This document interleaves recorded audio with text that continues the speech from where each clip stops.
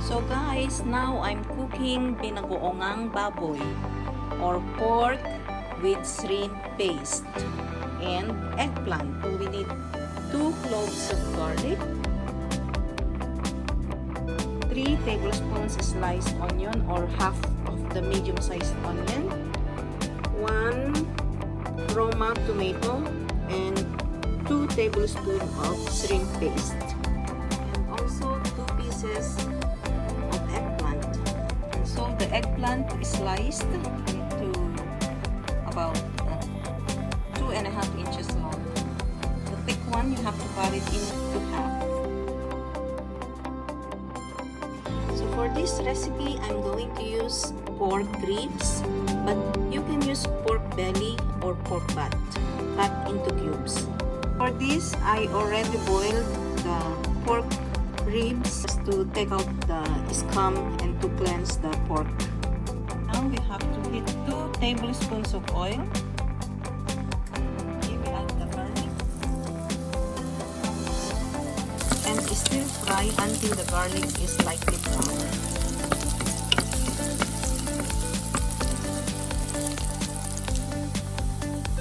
Now the garlic is lightly brown.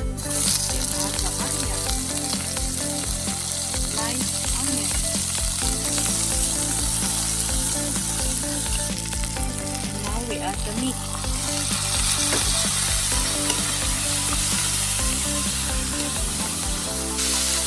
Now add the tomatoes.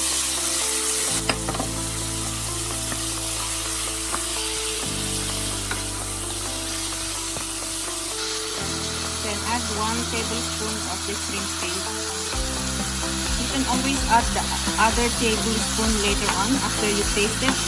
If you don't like it very salty, you can always add the shrimp paste later. You can add 2 chili garlic, but I like it spicy.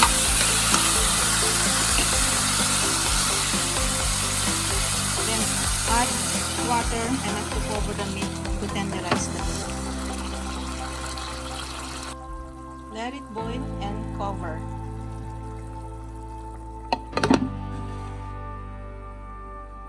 And cook until the meat is tender for about 20 minutes. Okay, you can taste now the pork if you need some more of the shrimp paste. Okay, so we need 1 more tablespoon.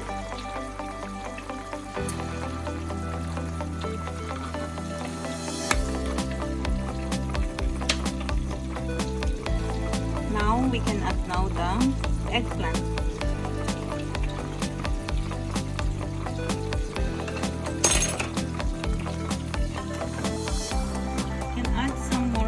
Just to cook the eggplant.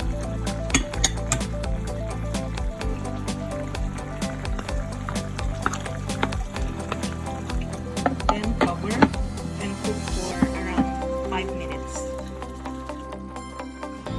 Guys, this is now after 5 minutes. You can taste now and check if the eggplant is soft.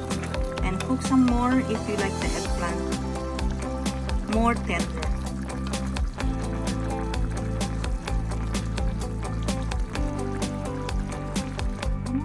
Ready to serve pork binagoongan.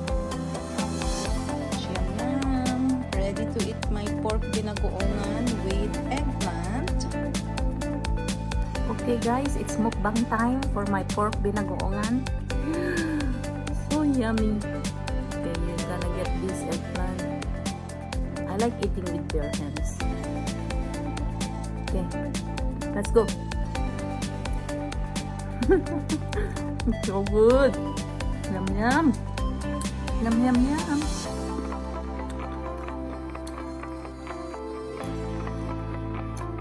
I love what I cook.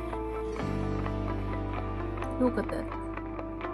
Okay, eating bare hands. Put in your hand. Use your thumb to push the rice.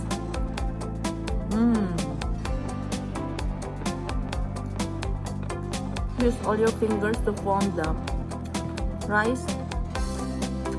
I'm going to take the meat and the talong, form it, then hold it like this, then use this thumb. So yummy. Okay.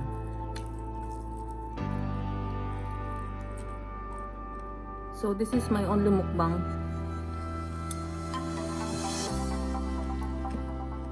I will finish it till the end.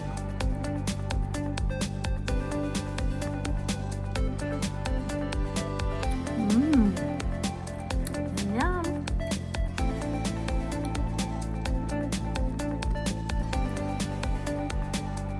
The meat is so tender and the eggplant is tender too. Look.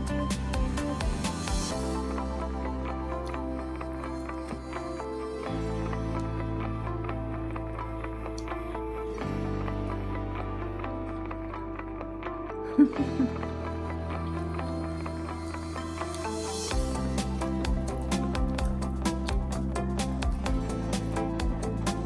take out some fats, that's why it's not good.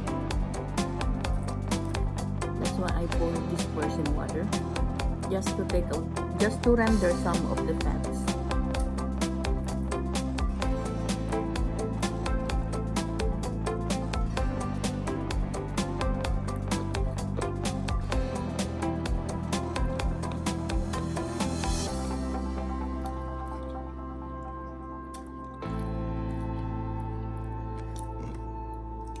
Oh, it's just enough. This is just enough for mukbang. We cannot eat that much. Anyway, I finish it all. For, my goodness, not even 2 minutes. See?